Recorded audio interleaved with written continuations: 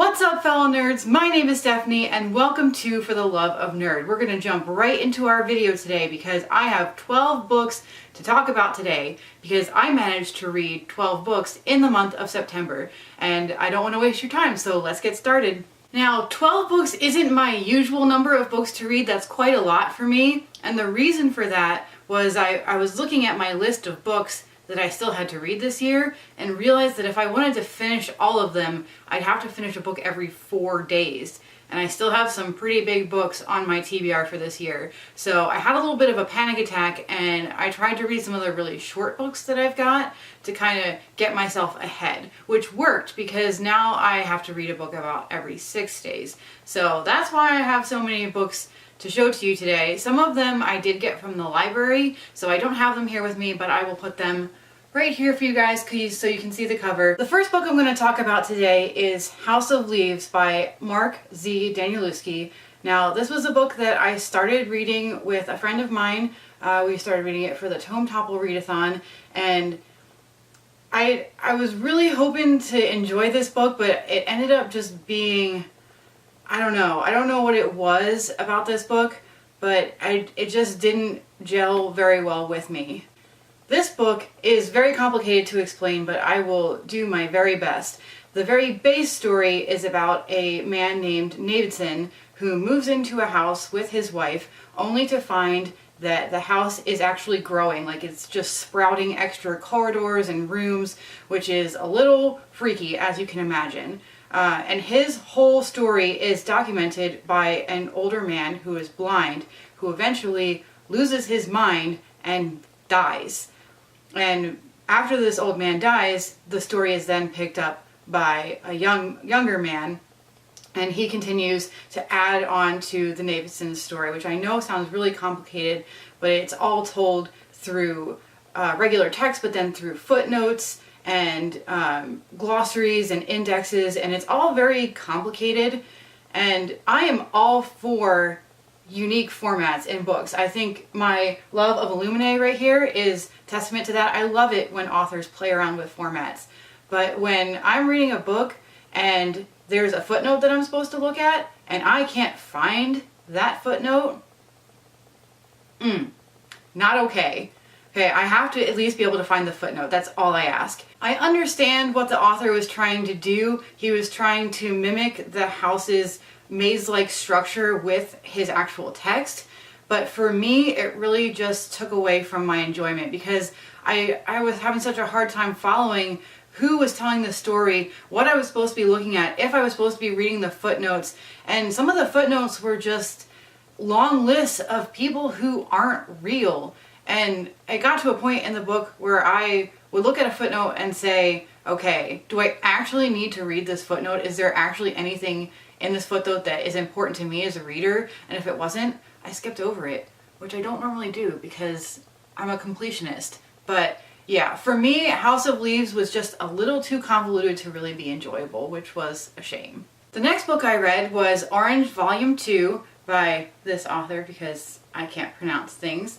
But this was a manga that I picked up because I read the first volume for Tome Topple and I really enjoyed it, so I picked up the second volume, and this completion to the story was just, it was so good. It was so uplifting and hopeful, and the whole story was just beautiful. This is a story about a young girl who receives a letter from her future self telling her that one of her classmates is in danger and detailing all of the things that she needs to do in order to save her classmate.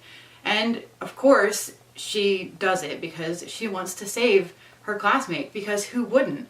And that's all I'm going to tell you guys about it because that's all I really knew and that's all that I feel like you guys really need to know. Just know that it does deal with some sensitive subject matter, but it deals really, really well with that subject matter. And this volume completes the series, which is unusual for manga because usually it tends to go on and on. But it's just these 2 volumes, which I thought was really refreshing and nice. Next, I listened to A Head Full of Ghosts by Paul Tremblay.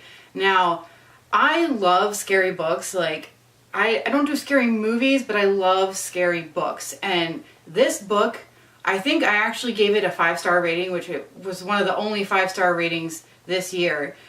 it blew me away. I just was not expecting to like it as much as I did. The thing with Stephen King recommendations is sometimes they let me down a little bit because they're not Stephen King, but this book recommended by Stephen King, it delivered. It was so good. I enjoyed it so much, and I would really recommend listening to it if you guys are looking for a kind of scary book to read for October. You should listen to this one because I thought that the narrator did an excellent job. A Head Full of Ghosts is the story of the Barrett family, who have two daughters, Marjorie and Mary. Marjorie, the older daughter, is exhibiting signs of schizophrenia, but when doctors are unable to treat her, the family turns to a Catholic priest who suggests demon possession. Along with this priest comes a TV show producing crew who films the family and everything that's going on. And as you can imagine, things do not end well. Everything ends in tragedy. The tension in this book is unbelievable, and as I said before, if you're looking for a spooky book for October, this is a great one. It does deal with religion, demon possession, mental illness, all that sort of thing, so be aware if you're thinking about picking this up, but I thought it was excellent. One of the best horror books that I've read in recent years, which is saying a lot seeing how many Stephen King books I've got, but very solid book, 5-star rating. Next I have Black Beauty by Anna Sewell. Now, I was supposed to read a book this year. It's very shiny. I was supposed to read a book this year from the perspective of an animal, and I was originally going to read Bambi, but I haven't read Black Beauty for a few years, and I love Black Beauty so much. It's one of my favorite childhood books, and I just couldn't pass up a chance to read it again. For those of you who have been living under a rock, Black Beauty is the story of a horse, a black horse obviously, and it details all the different masters that he has and the different experiences that he has, and kind of gets us into the mind of a horse. And I've always loved this book. Another 5-star rating. But if you haven't read Black Beauty, I'm not really sure what you've been doing with your time and your life, but you should go read it because it's a classic. Next up, we have The Wind Through the Keyhole by Stephen King. This is a companion novel to the series. It does take place during the actual series and should be shelved between books 4 and 5, but you don't have to read it in the middle of the series. I didn't. I waited until the end. But it's just a nice little extra view into Midworld, which I really enjoyed. It's not really necessary to anything having to do with the series, but I don't care. This story follows Roland and his friends, and they get caught in a storm on their journey. And while they're sheltering from the storm, Roland tells them a story of one of his past experiences with a skin changer, which is one of the most awesome concepts that I can think of. And then there's actually another story embedded in that story where Roland actually tells a young boy one of the fairy tales from Midworld, which was really cool. I love any type of fairy tale. But yeah, this was a nice little peek into Midworld, like I said. Not necessary really for anything to do with the series, but nice to revisit some old characters because I was going through some withdrawal from this world, man. I had to get back into it. So, and it's nice and short too. It's nothing crazy like, you know, some of the other Dark Tower books, but I will have a review of the Dark Tower series coming up, so be looking forward to that, and I will talk a little bit more about this book, hopefully. So keep your eyes peeled. The next book that we have is Crispin and the Cross of Lead by Avi. Now this book, I read it when I was a kid and didn't particularly enjoy it. So this year, when I had to read a book by an author who had a disability, I believe he has dyslexia, so I picked this book to read because I was thinking that maybe I just wasn't old enough to appreciate it. But when I read it again, I think it's more of a writing style issue that I have with this book. I just didn't enjoy the author's writing style very much, and I don't know. I just wasn't enjoying myself when I was reading this. So thankfully it was nice and short. But yeah, I don't know. I probably won't read this again. I gave it 2 goes. This is a story about a young boy named Crispin, and he lives with his mother in a village as a serf. And one day, after his mother dies, he's declared a wolf's head, which means that anyone can kill him on sight. He's basically an animal. and he has no idea why that is. So he flees his village with nothing but his mother's cross of lead. And on his journey, he comes across a man named Bear, who is a performer. And Bear quite possibly could be crazy because he has all these crazy ideas, but he takes Crispin under his wing and teaches him what he knows. And when disaster strikes and Crispin has to actually save Bear, he has to find his courage. So that's the gist of the story. Like I said, didn't really enjoy it all that much, but if you've got younger kids, this one might be good for them if they're interested in kind of the Dark Ages and knights in shining armor and all that sort of thing. Might be a good one for them, but I didn't really care for it. Next up, we have Ghost Knight by Cornelia Funk. Now, I was originally going to read the next book in the Dragon Rider series for one of the requirements on my list for this year, but it's surprisingly really hard to find even though it just came out. So I already had this book on my shelf, so I figured I'd just pick this one up and give it a read because it's, you know, it's fairly short. It's a middle grade novel, and I was able to kind of whiz through it. And oh my goodness, I mean, I already knew that I loved Cornelia Funk. Like, her Inkheart books are some of my favorite books ever, but this was just so, I don't know, it was spooky and fun, and it just was a blast to read. I just had so much fun. The characters were so well fleshed out, and I don't know, I loved it so much. I kind of wish that I had waited to read it because it's very much an October read. Like, it had a very spooky vibe to it, and actually for being a middle grade novel, it was a lot more scary than I would have assumed for a middle grade novel. But I really enjoyed this. I was just very pleasantly surprised by it. So yeah, I'm really glad that I picked this up. I just bought this on a whim because it was Cornelia Funk, and look at me, I fell in love with it. This is the story of a boy named John and his mother, after getting engaged to someone that he doesn't particularly care for, ships him off to boarding school. And at boarding school, he meets a girl named Ella, and she in turn tells him of a knight whose name is Longsby, which actually, I looked it up, he was a real knight, he was a real person, so there is some historical background to this book as well. But when John and Ella find themselves needing Longsby's help, his ghost, not the actual knight, they actually call him forth from the dead. But can they actually trust Longsby? Because he is a ghost after all. Who knows? But that is the basis for this story, and like I said, it's so good.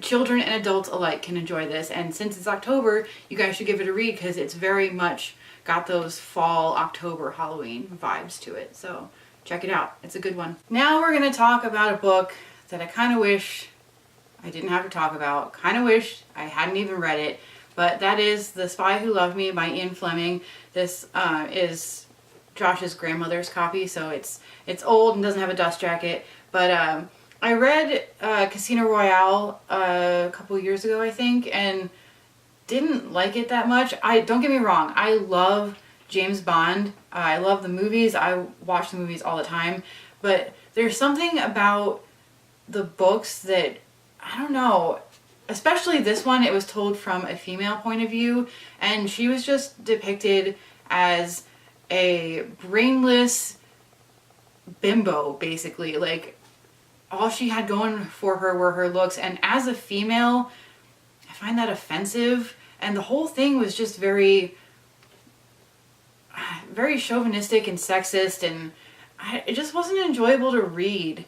So this will probably be the last James Bond book that I read because I didn't enjoy Casino Royale either.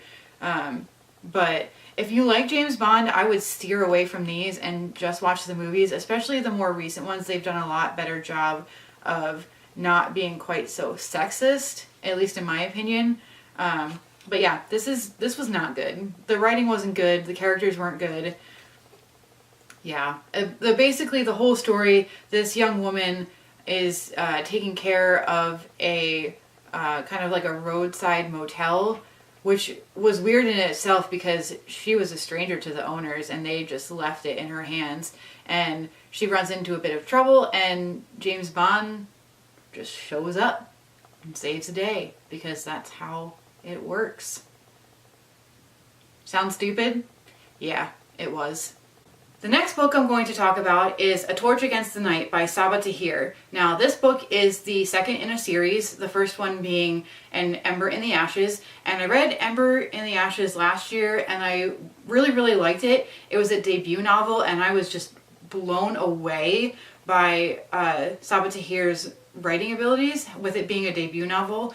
But I didn't care for this second installment, unfortunately. I don't know if it was the romance. It was probably the romance, let's be real. I have such a hard time with YA romances. But the other problem I had with it was there were a lot of connections that I saw to the Holocaust. And I don't know how I feel about that, because the Holocaust was such a horrific event in our history. I don't know how I feel about it being used for fiction. And I know that a lot of historical events are adapted, and, pulled from, because, you write what you know. But it made me feel, for some reason, very uncomfortable to have so many parallels drawn between this book and the Holocaust. So be aware of that if you pick it up. I'll tell you briefly about the plot of the first book, because I obviously can't tell you much about this one with it being a sequel. But the first book is about a girl named Laya and her brother Darin, and they live with their grandparents. And one night they are ripped from their homes. Darin is taken to prison, and Laya manages to escape, but she has to find a way to free her brother. So she goes undercover as a slave into one of the most prestigious and dangerous academies in the entire country, where she ends up meeting a young man named Elias. So that is the basis of the first book. The first book was really good. I really enjoyed it. Second one, little iffy. So we'll see how the third one pans out. Hopefully it'll be better than the second one. Let's hope. We're just doing a whole bunch of books in a row that I didn't like. The next book I have to talk about is The Curious Case of Benjamin Button by F. Scott Fitzgerald. Now, I had watched the movie that's adapted from this book, or I don't think you can even call it a book, because like literally you turn it sideways and it disappears. I don't even know if you guys can see it on the camera. Like, it's so short. It's basically a short story, which is not really the problem that I have with it. The problem that I have with this story is, it is that it's too short. It just didn't feel fleshed out enough. There are some short stories that can be this short and be satisfying, but this just wasn't one of them. I just felt like with this concept you could do so much more, and there just wasn't anything there. Like, I think I sat down and read it in like less than 20 minutes. That's how short it was. But for those of you who don't know, The Curious Case of Benjamin Button is about a man who, when he is born, is actually an old man, and as he grows he actually gets younger. So it's a very interesting concept, but there wasn't a whole lot done with it, which was really disappointing. And I guess I didn't realize quite how short it was. So yeah, I thought it was a little disappointing. Next up, I have Percy Jackson's Greek Heroes by Rick Riordan, and this is just gonna slip out of the cover, isn't it? This is a big chunky book. There's lots of beautiful illustrations in it though. And I loved this. This was fantastic. I almost want to say that I like it better than the actual Percy Jackson books, because basically what this is all of the Greek myths of the Greek heroes basically told from the perspective of a 15-year-old boy.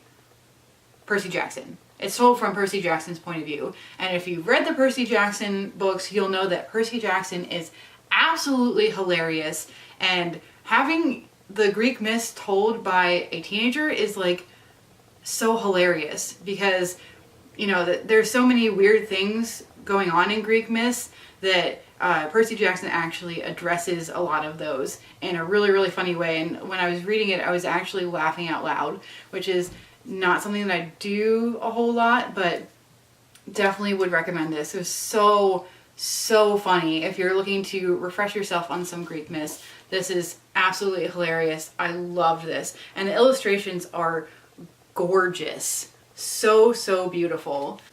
The last book I have to talk about today is Monstrous Volume 1, Awakening by Marjorie Liu. Now, this book is kind of hard to explain, but I'll try.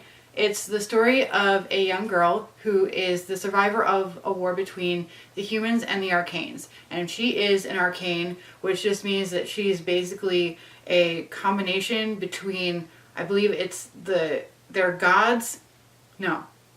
The combination between a race called the Ancients, which are like animal type creatures, and the humans. So they're kind of like a hybrid race. And they had a horrible, devastating war, and this young girl is a survivor of that war. But she has a terrible secret living within her, and as she tries to escape from the people who are hunting her, this secret is actually trying to force its way out. That's about the best I can do in ways of explaining this comic.